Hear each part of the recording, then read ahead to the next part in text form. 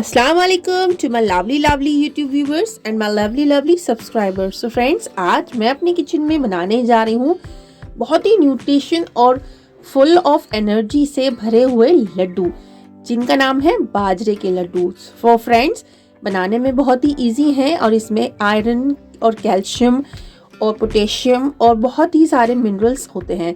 तो फ्रेंड्स, आप इसे अपने घर में ज़रूर से बनाएं और इन सर्दी इनको ज़रूर से बनाकर खाएं। तो चलिए इन्हें बनाना स्टार्ट करते हैं। तो मैंने ले ली है कढ़ाई और उसमें डाल दिया बहुत सारा 2 टेबल स्पून डाल दिया है मैंने देसी घी और डाल रही हूँ 50 ग्राम गोंद और इनको गरम तेल में अच्छे से फ्राई कर लेंगे। बिल्कुल पॉपकॉर्न की तरह फूल कर बड़े बड़े हो जाते हैं।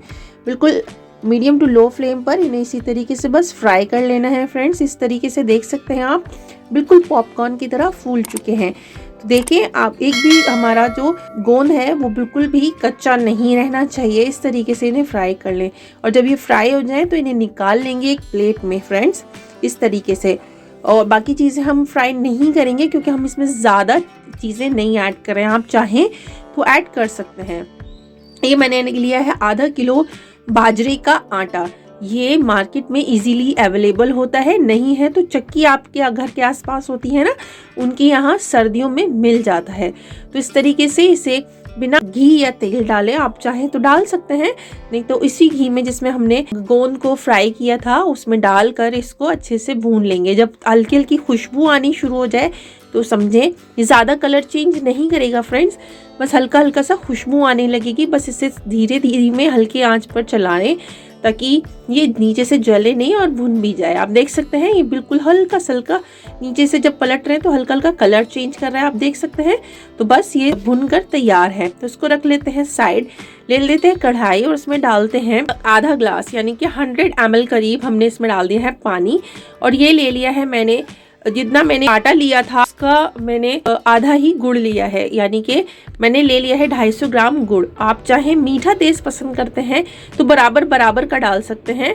और गुड़ को अच्छे से मेल्ट होने देते हैं, एक हल्का सा बॉईल आने देंगे। अब बॉईल आना शुरू हो गया है तो इसमें डाल दिया है मैंने आधा टीस्पून इलायची पाउडर, थोड़ा सा मैंने डाला है काट कर गोला, और ये 10 से 12 मैंने काजू डाल दी है इस तरीके से बारीक चॉप करके। थोड़े से तेल डाल रही हूँ 2 टेबल स्पून करीब, और आप चाहें तो इसी जगह पर आप और भी ड्राई फ्रूट्स ऐड कर सकते हैं। और जो गोंद हमने फ्राई करके रखा हुआ था वो भी ऐड कर लिया है।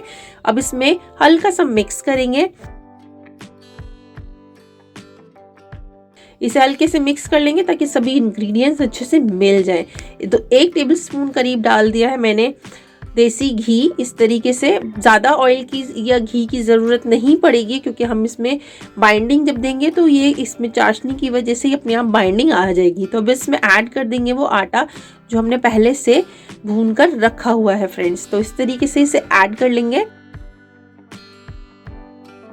है, बिल्कुल मीडियम रखेंगे और इस तरीके से इसे चला कर अच्छे से मिक्स कर लेंगे। आप देख सकते हैं इस तरीके से हल्के से मिक्स कर लेना है। आपको लगेगा कि ये पतला हो गया, बट फ्रेंड्स जब ये बिल्कुल लास्ट में जाकर जब बाइंडिंग आएगी आपको तब भी लगेगा कि हमारे जो लड्डू हैं वो बिल्कुल सही नहीं बनेंगे। बट थोड़ी सी देर बाद जब ये हल्के से हल्के ड्राई होना शुरू होते हैं तो ये बाजरे के लड्डू जो हैं बिल्कुल लास्ट में जाकर टाइट हो जाते हैं। अभी तो आपको लग रहा होगा कि हमारा जो डो है वो, ये जो मटेरियल है वो बहुत पतला हो गया, बट ठीक है, ये पतला नहीं, बहुत पतला नहीं होना चाहिए स्लैरी की तरह, बट ऐसा होना चाहिए कि आप इसे स्पून से उठाएं आराम से उठ जाए। बस 1 टेबल स्पून मैंने इसमें मटेरियल ले लिया है और इस तरीके से इसकी बाइंडिंग करेंगे। इस तरीके से देख सकते हैं आप, अच्छे से गोल गोल घुमा कर इसका लड्डू बना लेंगे। आप कोई भी शेप बना सकते हैं, आप सिलेंड्रिकल शेप भी बना सकते हैं फ्रेंड्स। और जब इस तरीके से गोल गोल कर लें इसको, देख सकते हैं आप कितना इवनली गोल हुआ है माशाल्लाह से। अभी आपको ऐसा लग रहा होगा कि बहुत ज़्यादा गीला है, बट थोड़ी देर में ये बहुत अच्छे से ड्राई भी हो जाएगा। जब ये हवा में रखा रहेगा तो ये अच्छे से टाइट भी हो जाएगा। तो एक प्लेट में मैंने इस तरीके से तेल जो है फैला लिए हैं और इसको इस तरीके से घुमा दिया ताकि इस पर तिल अच्छे से लग जाए। तो फ्रेंड्स, बिल्कुल बनाते ही तिल लगाने हैं, नहीं तो इसके ऊपर तिल चिपकेंगे। थोड़ी सी देर बाद हवा लगने के बाद इस पर तिल बिल्कुल भी नहीं चिपकेंगे। तो फ्रेंड्स, हमारे बाजरे के लड्डू बनकर तैयार हैं। तो फ्रेंड्स, आपको अगर मेरी रेसिपी अच्छी लगी हो तो अपनी फैमिली के लिए ज़रूर से बनाएं, खाएं, खिलाएं। मेरे चैनल को लाइक करें, शेयर करें और सब्सक्राइब करना ना भूलें।